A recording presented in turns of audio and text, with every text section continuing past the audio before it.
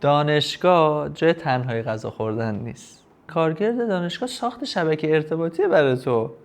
بعد تو سرتو میندازی زیر، هندزفری رو میذاری، کولر رو میندازی پشتت، میری سر کلاس، تازه اگر بری و همینطوری هندزفری به گوش میری صرف غذا تو تنهایی میخوری، میذاری گوشت هم جلو یوتیوب میبینی. این که دانشگاه نشد. بدبخت هر کسایی هن که اصلا 4 تا شماره تو گوشیشون نیست بعد دانشگاه که بهش زنگ بزنه که چطوری، چه خبر، چی کار میکنی.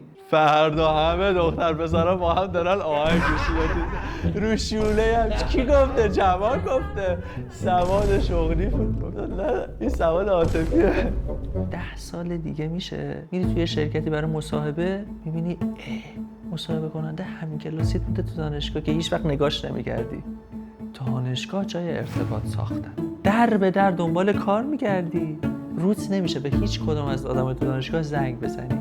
چرا؟ چون هیچ ارتباطی نساختی. کسایی که کلی ایراد میگیرن به دانشگاه، نه این درس‌ها مال 40 سال پیشه، این استادا بی‌سوادن، اونها هم نمیتونن کارکرد ارتباط سازی دانشگاه رو منکرش بشن. تنها چیزیه که مونده برای دانشگاه. من خودم هر کاری که تا الان انجام دادم یک ریشه‌ای در شبکه ارتباطی دانشگاه هم داده.